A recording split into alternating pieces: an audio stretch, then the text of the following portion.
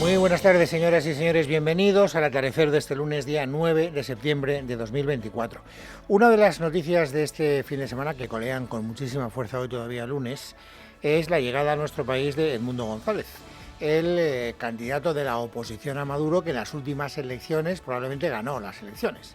Digo probablemente porque la evidencia absoluta no las tenemos, aunque sí indicios más que razonables para pensarlo, porque las actas no han querido ser exhibidas por el propio Maduro.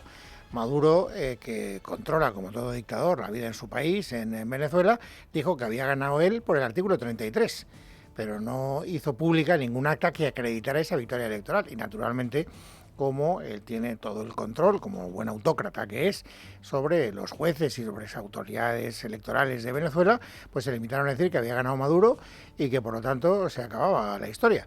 Pero ningún país razonable, occidental, democrático, ha querido reconocer la victoria de Maduro, porque es evidente que Maduro no ganó esas elecciones. No solo no las ganó, sino que además llevaba una larga temporada, estoy contextualizando la noticia, tratando de buscarle las cosquillas a Edmundo González.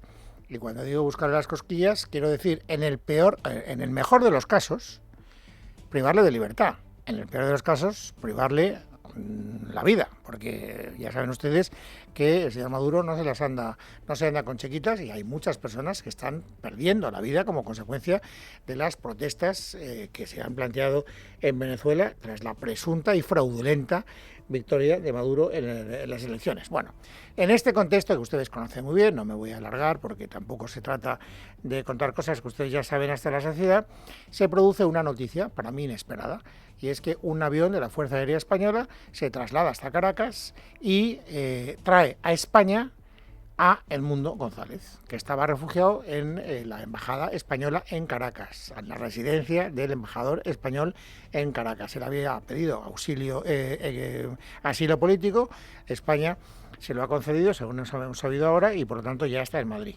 Bien, esta es la noticia del fin de semana. Esta noticia fue acompañada, digamos, para terminar de entender lo que está pasando en estas últimas horas, por una reacción que a mí inicialmente me costó entender por parte del Partido Popular, que es el principal partido de la oposición. El Partido Popular saludó de una manera bastante equívoca la iniciativa del Gobierno de España de concederle asilo político a Edmundo González y traerlo a Madrid, porque consideraba, y sigue considerando la dirección del partido, que eso a quien más beneficia es al propio Maduro. Y además el Partido Popular decía, esto se ha producido como consecuencia de una negociación que ha establecido el Gobierno de España, es decir, el Gobierno de Sánchez, con la mediación de Zapatero y el Gobierno de Maduro, para quitarse un problema que tienen y que se llama Edmundo González. Y por lo tanto, lo que estaba denunciando el Partido Popular es que se hubiera producido una negociación institucional de gobierno a gobierno, España, Venezuela, para hacer algo que a quien más beneficiaba era Maduro. Esta es el resumen general de cuál había sido el tenor de las declaraciones del Partido Popular. Bueno, y en estas estamos cuando hoy empieza la semana, y la semana empieza con una comparecencia, con varias comparecencias del ministro de Asuntos Exteriores, el señor Álvarez, tratando de poner los puntos sobre las íes. Una entrevista en el diario El País y otra entrevista en Onda Cero, diciendo naturalmente las mismas cosas. Básicamente dos ideas fundamentales, o tres. La primera, la llegada de Edmundo González a España no se produce, dice él, como consecuencia de ninguna negociación entre el Gobierno de España y el Gobierno de Venezuela, salvo las estrictamente técnicas. Los únicos contactos que ha habido han sido de tipo operativo, evidentemente, como puede imaginar, para que aterrice en Caracas un avión de la Fuerza Aérea Española y para garantizar la seguridad del vehículo en el que se trasladaba Edmundo González con el embajador de España, era necesario tener una autorización del gobierno venezolano. Por lo tanto, a la primera insinuación del Partido Popular, no rotundo de Álvarez, no ha habido negociación. Y entendemos por negociación, decía Álvarez, que se haya producido algún tipo de contrapartida, porque el Partido Popular también se maliciaba con que esta era, digamos, la consecuencia de un quid pro quo, de un intercambio de, digamos, intereses. Gobierno de España, te quito del medio Edmundo González, y tú dejas, digamos, de reclamar que te reconozca como vencedor de las elecciones. Porque yo no te puedo reconocer, mientras no exhibas esas actas, como vencedor de las elecciones.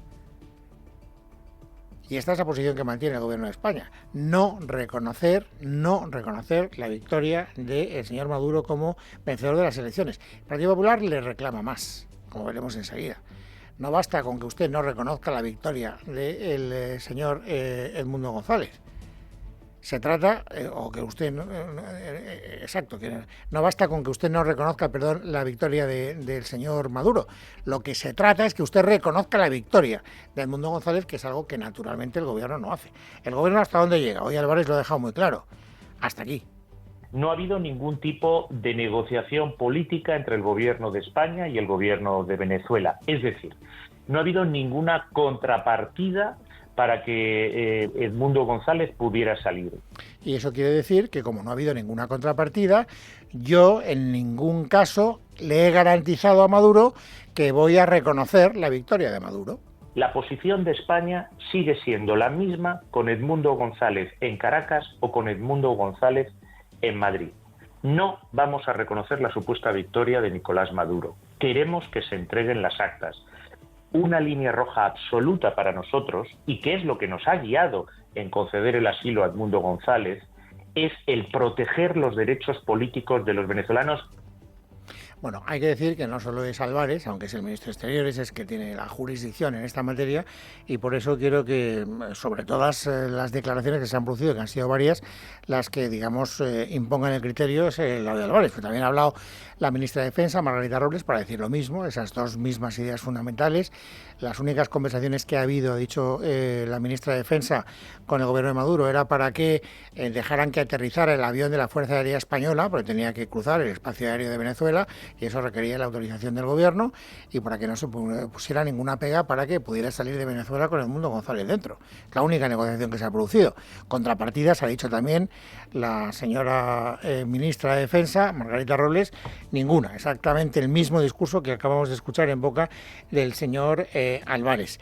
Y también ha hablado, en términos naturalmente idénticos, la ministra portavoz del gobierno, Pilar Alegría. Pilar Alegría ha dicho algo más, porque le han preguntado, ¿saben? Lo decía al principio, que el Partido Popular, dicen, se ha producido negociación y además el intermediario en la negociación entre los gobiernos ha sido Zapatero, el expresidente del gobierno, Rodríguez Zapatero. Esta es la posición del Partido Popular. Así que hoy los periodistas le han preguntado directamente a Alegría y esta ha sido, digamos, la respuesta. ¿Tuvo algún papel José Luis Rodríguez Zapatero a la hora de realizar esas gestiones para permitir que Edmundo González saliera del país? No, en absoluto. Es como les decía, es que no ha habido ningún tipo de negociación ni contrapartida. Bien, por lo tanto, la posición del gobierno queda clara. Estas son las declaraciones que yo creo que clarifican un poco lo que es esa posición desde el punto de vista informativo. Y ahora vamos a cuál es la posición que en esta materia concreta mantiene la oposición, toda la oposición, no solo el principal partido de la oposición, el Partido Popular. Porque quien ha sido probablemente más duro ha sido, digamos, alguien que forma parte de la mal llamada mayoría progresista, la parte podemita de Sumar, o sea, Podemos, para entendernos. Podemos está muy enfurruñado con la decisión del gobierno, aunque es verdad que por motivos antagónicos a los del Partido Popular. Escuchen lo que ha dicho hoy en representación de Podemos, María Teresa Pérez. Este gobierno supuestamente progresista pues se ha dado mucha prisa en traer con un avión de las Fuerzas Armadas Españolas a un ultraderechista venezolano y darle asilo, aunque sea aliado del Partido Popular y de Vox. Y yo me pregunto, ¿por qué no se usa un avión de las Fuerzas Armadas Españolas para traer saharauis perseguidos por Marruecos y para traer niños y niñas palestinas que siguen en peligro? Bueno, lo que hay que agradecerle a Podemos, en mi opinión, por lo menos es que hable con claridad, porque cuando uno escucha a María Teresa Pérez, pues ya sabe lo que piensa Podemos a propósito de esta cuestión.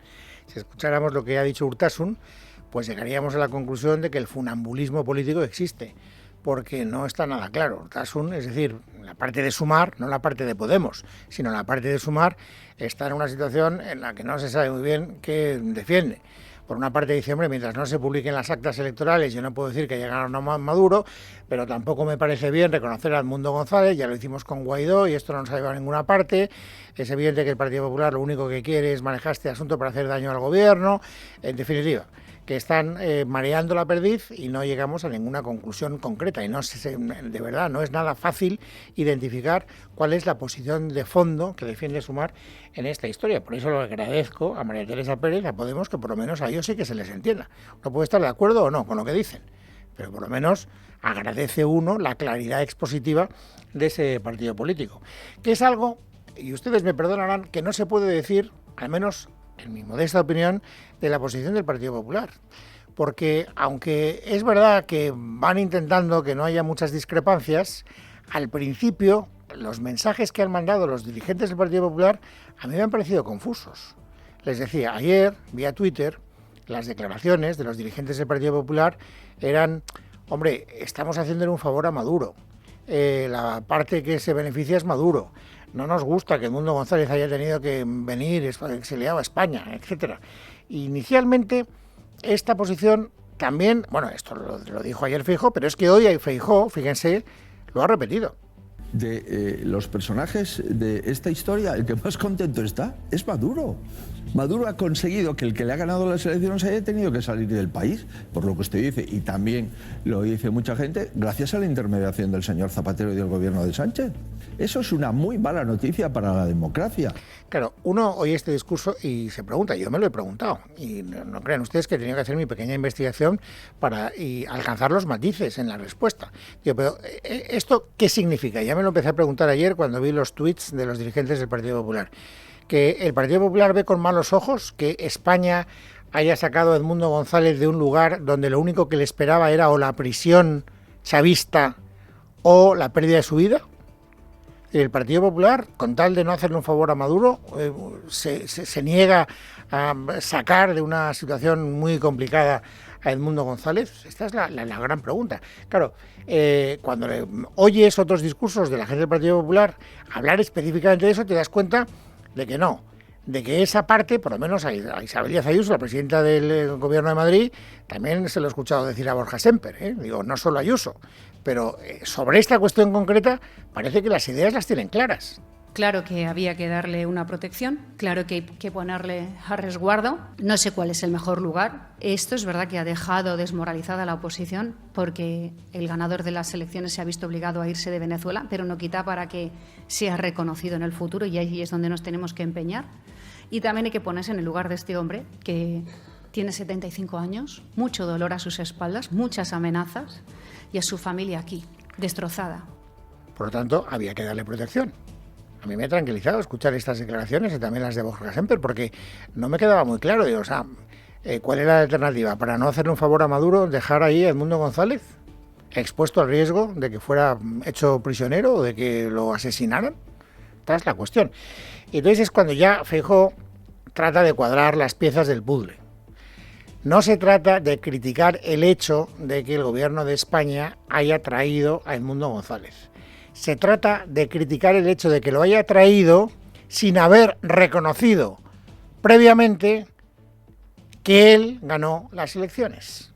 Asilo político sí, pero al presidente electo de Venezuela. Y además sumarme a la solicitud de detención del señor Maduro porque no respeta los resultados democráticos en Venezuela y porque expulsa, como lo hemos visto, ante las amenazas de su fiscal y de sus tribunales, a las personas que han ganado las elecciones. Y así me van quedando un poquito más claras las cosas, efectivamente. Es decir, si lo entiendo bien, y lo vuelvo a repetir, si lo entiendo bien, pero me cuesta un cierto esfuerzo entenderlo bien, el Partido Popular lo que dice es, me parece bien, porque la situación era insostenible que lo hayamos traído, pero antes de haberlo traído había que haber reconocido que él era el ganador de las elecciones en Venezuela, cosa que el gobierno, como hemos visto al principio, se niega a hacer. Y en todo caso, manteniendo la parte más confusa del discurso, y es esto a quien más beneficia es a Maduro. Por cierto, una parte del discurso que coincide milimétricamente con lo que está defendiendo Vox, porque hoy su portavoz, José Antonio Fuster, pues ha dicho exactamente lo mismo que le hemos escuchado al señor Feijóo. Sánchez ha querido que Edmundo González hoy esté exiliado en España, no por la humanidad que ellos quieren, con la que ellos quieren venderlo, sino como un éxito en el que el mayor beneficiado es el dictador Maduro. Bueno, por lo tanto, insisto, A mí me parece que el Partido Popular sigue teniendo un pequeño problema de coordinación a la hora de establecer los mensajes, porque vuelvo a repetir que a mí me ha costado mucho entender los matices.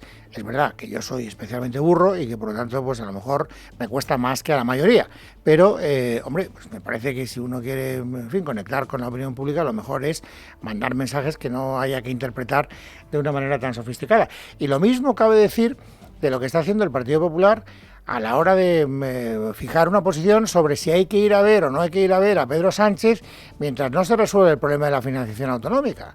Pues ya saben que lo que dijo Isabel Díaz Ayuso inicialmente es, oiga, nosotros, los presidentes de las comunidades autónomas del Partido Popular, mejor que no pisemos la Moncloa, porque es una trampa en la que nos van a hablar de la financiación y otras cosas y vamos a caer en esa trampa y no hay que darle ningún tipo de ventaja al enemigo. Y luego salieron otros presidentes de las comunidades autónomas del Partido Popular diciendo, vamos a ver, ir a Moncloa para hablar de financiación autonómica no, pero para hablar de otras cosas sí. Es una posición en la que se siguen manteniendo muchos presidentes autonómicos. Hoy me parece que, por ejemplo, el de Murcia, López Miras, lo ha vuelto a repetir, de tal manera que de alguna manera ha quedado clara que de una manera, si quieren ustedes, tangencial, pues ha habido una especie de discrepancia en el discurso de los presidentes de las comunidades autónomas con la posición inicialmente marcada por Isabel Díaz Ayuso, que está tratando de salvar de alguna manera los muebles. ¿Cómo? De esta forma.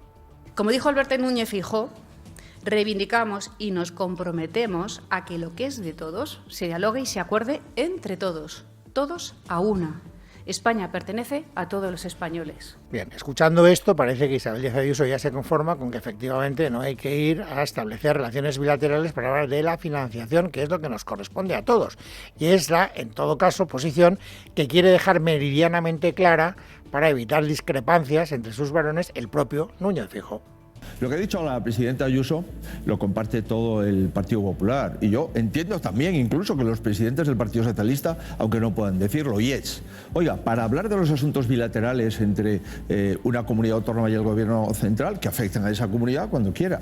Ahora, para hablar de lo que es de todos, convoque usted a los órganos donde están todos. Y por lo tanto, digamos que discrepancia zanjada. O por lo menos falta de coordinación en el mensaje zanjada, porque donde hay patrón no manda marinero. Donde no hay ninguna discrepancia, digámoslo con toda claridad, en el Partido Popular y ni siquiera en algunas comunidades autónomas del Partido Socialista, es a la hora de oponerse a la ley de amnistía. Porque hoy ya sabíamos que el Partido Popular, la semana pasada, es una noticia que dimos, había presentado ante el Tribunal Constitucional el recurso correspondiente. Y hoy lo han hecho las comunidades autónomas del Partido Popular, que todavía no lo han hecho, entre otras Valencia, entre otras Madrid. Ojo, también del Partido Socialista, porque también lo ha hecho Emiliano García Paje, Emiliano García Paje, del Partido Socialista, hoy se une a esta iniciativa del Partido Popular y presenta ante el Tribunal Constitucional el recurso correspondiente. Quien ha querido, digamos, vestir esa iniciativa con un discurso más ardoroso, digámoslo así, ha sido la presidenta de Madrid. Les anuncio que hace unos minutos hemos presentado el recurso de inconstitucionalidad contra la ley de amnistía en defensa de la igualdad de todos los españoles ante la ley, de la seguridad jurídica y la división de poderes. Ya avanzábamos que en el Partido Popular y en la Comunidad de Madrid no nos íbamos a quedar de brazos cruzados ante el mayor acto de corrupción política de la historia de nuestra democracia. Es verdad que lo había anunciado, es verdad que en algún momento sospechamos que a lo mejor no podían ejecutarlo, pero finalmente lo han hecho y yo particularmente me alegro. Y luego me he quedado muy sorprendido, de 1 a 10, 9,5, sobre la respuesta que a esta iniciativa ha planteado la oposición al Partido Popular en Madrid, es decir, el Partido Socialista. Escuchen al señor Lobato. Parece más que un gobierno, un despacho de abogados, un bufete, ¿no? Que está todo el día presentando recursos y ahí está el historial de derrotas que tiene la señora Ayuso. Es que todo el día el Tribunal Constitucional, cada norma que aprueba el gobierno, hombre, aunque no te guste, pero constitucional sí es. ¿Y quién lo dice, señor Lobato, que es constitucional? Que decir, hombre, no sé, tiéntese la ropa antes de tirarse a la piscina con tanto entusiasmo. ¿Usted no recuerda, señor Lobato, que el Tribunal Supremo, ha presentado un recurso de inconstitucionalidad a esta ley? ¿Qué pasa? ¿Que tampoco tienen ni puñetera idea los magistrados del Tribunal Supremo si es una ley constitucional o no? ¿Es que vale cualquier argumento con tal de echarle una pedrada dialéctica a la señora Ayuso en este caso? Cosas que de verdad a mí francamente me sorprenden. Bueno, y déjenme que les cuente también una noticia más en la crónica política que es muy interesante porque vemos hasta qué punto los extremos se tocan. Una de las grandes incógnitas que tenemos que, digamos, desvanecer a corto plazo es si, tal como están las cosas en el terreno de la política, el señor Sánchez se va a atrever a presentar los presupuestos generales del Estado o no. Bueno, hoy Pilar Alegría ha dicho que el ánimo del gobierno es presentarlos y que precisamente el primer paso, que es presentar el techo de gasto, está a punto de caer. La voluntad, entenderán ustedes que cuando nosotros presentamos un techo de gasto, igual que cuando presentemos ese nuevo presupuesto general del Estado, es porque evidentemente lo vamos a, como lo hemos venido haciendo hasta ahora, a hablar, a debatir y a consensuar con el resto de las fuerzas políticas para que finalmente pueda ser aprobado. O sea que el gobierno lo quiere presentar con la voluntad de aprobarlo. Y les decía, hay determinados asuntos políticos que hacen que los extremos se toquen. Fíjense, a propósito de las posibilidades que tiene el gobierno de aprobar los presupuestos, lo que ha dicho hoy un socio del gobierno, no un partido de la oposición. Escuchen al portavoz de Podemos, Pablo Fernández. Si hablas de que estás dispuesto a gobernar sin el apoyo parlamentario, es porque estás pensando prorrogar los presupuestos las veces que haga falta y en gobernar sin legislar. Sinceramente, ya solo nos quedaba por ver a Pedro Sánchez con tics autócratas. Tics autócratas, dice Pablo Fernández, que por supuesto no se cree que el gobierno vaya a aprobar estos presupuestos generales del Estado, pero quédense con eso, tics autócratas. Está llamando autócrata a Podemos al señor Sánchez. Bueno, pues ahora escuchen al portavoz de Vox, José Antonio Fuster. El presidente Sánchez dijo en ese Congreso Federal del Partido Socialista, dijo literalmente, literal, que dicen los jóvenes ahora, que si tienen que avanzar en su agenda sin el poder legislativo, lo harán sin problema. ¿Se imaginan que alguien pudiera hacer eso? Eso es una autocracia. Hace yo creo que ya 4 o 5 años que dijimos que Pedro Sánchez era un autócrata y se montó un escándalo tremendo. No. Bueno, pues es lunes, es 9 de septiembre de 2024. Vamos, amigos, ahora a completar el paisaje informativo sobresaliente del día. Ángeles Hernández, bienvenida, buenas tardes. Buenas tardes, Luis. El Ministerio de Trabajo y Economía Social se ha reunido hoy sin resultados definitivos para tratar de negociar la reducción de la jornada laboral hasta las 37 horas y media. Hoy se han presentado nuevas propuestas. En dicho encuentro también ha estado presente el sindicato y la patronal. Patricia Ruiz es la secretaria confederal de UGT. Nosotros estamos abiertos a que la patronal, las empresas de este país nos digan qué necesidades tienen para hacer realidad esa reducción de la jornada. Y ahí entran muchos factores. Estamos abiertos a debatir todo con tal de llegar a un acuerdo con la patronal para que ese aterrizaje a las 37 horas y media pues se haga con la menos conflictividad posible. Además, el Ministerio de Trabajo ha planteado bonificaciones en las nuevas contrataciones que tengan que realizar las pequeñas y medianas empresas como consecuencia de la reducción de la jornada laboral. Recordemos que en la reunión anterior celebrada el pasado 29 de julio, las patronales se comprometieron a estudiar seriamente la propuesta realizada por el Ministerio de aplicar de manera flexible el recorte de jornada a lo largo de 2025. Por otra parte, el juez que investiga el caso Coldo en la Audiencia Nacional ha rechazado solicitar al Tribunal Supremo la imputación del exministro de Transportes José Luis Ábalos en este momento procesal.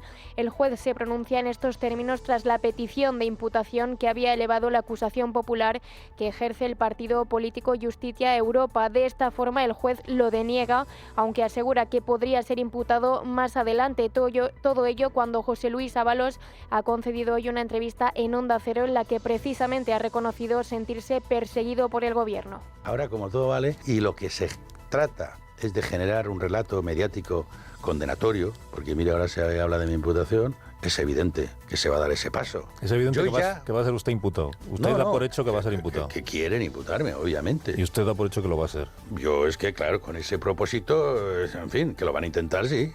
Vamos a ver qué dirá el Tribunal Supremo. Pero es evidente, toda la investigación parece que es para mí. En cuanto a la financiación económica, la ministra de Educación y Deportes ha pedido al Partido Popular que traslade una propuesta común en materia de financiación económica. Además, ha querido poner en duda el liderazgo de Alberto Núñez Feijóo por votar en contra de la senda de déficit. Leticia Vaquero, buenas tardes.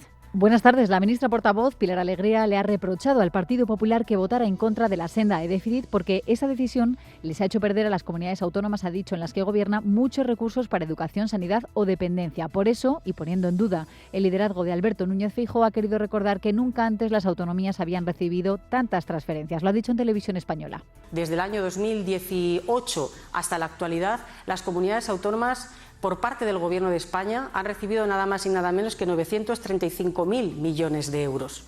Es una cifra que a veces hasta a una le cuesta reproducirla por lo importante que es. Son 300.000 millones de euros más de lo que recibieron en materia de financiación autonómica en los últimos 7 años de los años de gobierno del señor Rajoy.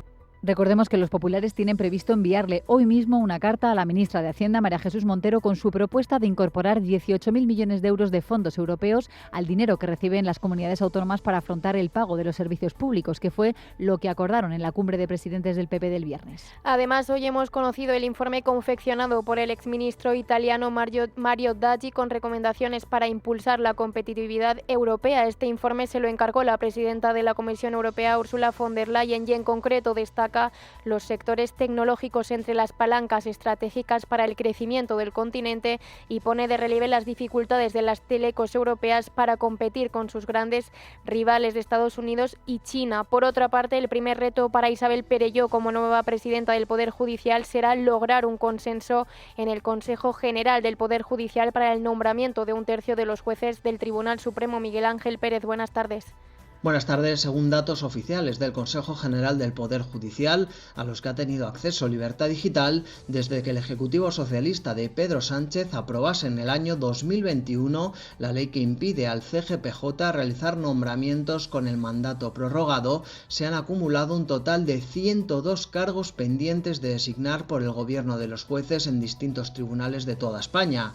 De estos, 29 se encuentran en el Tribunal Supremo, concretamente 4 de 10 magistrados en la Sala Civil, 1 de 15 magistrados en la Sala Penal, 14 de 33 en la Sala de lo Contencioso Administrativo, 7 de 13 en la Sala Social y 3 de 8 en la Sala de lo Militar. Además, el magistrado Manuel Marchena dejará la presidencia de la Sala Penal el próximo mes de noviembre tras cumplir 2 mandatos al frente, y el magistrado Francisco Marín Castañ hará lo propio en la Sala Civil por jubilación. En la Audiencia Nacional está vacante la presidencia de la Sala Penal y un magistrado de la Social. Por su parte, en los Tribunales Superiores de Justicia hay pendientes 40 nombramientos. Por último, todavía hay 31 vacantes en las audiencias provinciales de toda España. Sabemos que el presidente del Gobierno, Pedro Sánchez, se encuentra en su viaje oficial en China con la misión de proteger al sector de carne de cerdo española de las posibles represalias de Pekín por los aranceles que la Unión Europea ha impuesto a los coches eléctricos chinos. Así pues, el ministro de Agricultura, Pesca y Alimentación, Luis Planas, confía en que se alcance un acuerdo y una solución tras los roces comerciales de la Unión Europea con China. Mi mensaje es de calma, de serenidad, también de seguimiento. El Ministerio de Economía, Comercio e Industria y nosotros mismos, el Ministerio de Agricultura, Pesca y Alimentación, estamos perfectamente coordinados con la Comisión Europea en el seguimiento de estos temas, pero yo creo sinceramente que el sector no merece la imposición de estos aranceles y espero y deseo que tales aranceles no se impongan. En Barcelona, la exalcaldesa Ada Colau, a través de una entrevista con el periódico El Crític, ha confirmado que abandonará su cargo en el Ayuntamiento de la ciudad condal el próximo mes de octubre para vincularse así a la Fundación de los Comuns. Según ha confirmado Colau, el objetivo de dicha decisión es tejer alianzas internacionales y reformular una nueva estrategia para las izquierdas en Barcelona. Además, ha asegurado que no continuará como coordinadora de Cataluña en Comú, cargo que comparte con Jessica Albiach y Candela López. También es noticia el rey emérito, ya que ha creado una fundación en Abu Dhabi con el objetivo de poder transferir su herencia a sus hijas, las infantas Elena y Cristina, una vez que fallezca, y asegurar así una fuente de financiación para ellas. En dicha operación ha colaborado un abogado español. Más asuntos. El presidente del PNV, Andoni Ortúzar, ha confiado en que este otoño se culmine el Estatuto de Gernika y poder comenzar a abordar el debate sobre un nuevo estatus jurídico y político para el País Vasco. Ha sido en Radio Euskadi donde Ortúzar ha expresado su deseo de que en esos 2 meses se reúna la comisión bilateral entre el Gobierno de España y el País Vasco. Hay que recordar que entre el Partido Socialista Obrero Español y Sánchez y el Partido Nacionalista Vasco hay firmado un acuerdo por el que nosotros dimos nuestros votos a la investidura, en el que se tasaba en 2 años el plazo para cumplir, para traer ya todas las competencias, y todas son todas. Seguimos pendientes del atropello que tuvo lugar ayer en la calle Narváez con Alcalá, cuando un coche de la Policía Nacional invadió la acera y atropelló a 7 personas. Una de las víctimas es un menor de 1 año que se encuentra con pronóstico reservado. 3 mujeres también han resultado heridas. Una de ellas, de 47 años, presenta heridas de gravedad con un pie en estado catastrófico y está en el Hospital de La Paz. La madre del bebé, de 34 años, presenta una fractura de fémur y múltiples contusiones. Por último, el delantero del Valencia, Rafa Mir, se ha pronunciado por primera vez tras ser denunciado por un presunto delito de agresión sexual contra 2 mujeres. A través del comunicado quiere dejar clara su inocencia y asegura que confía plenamente en la Administración de Justicia, con la que ha colaborado desde el primer momento. En este comunicado también ha expresado sus sinceras disculpas con el club y a todos sus compañeros por incumplir con el rigor de los horarios. En casa de Herrero. Es Radio.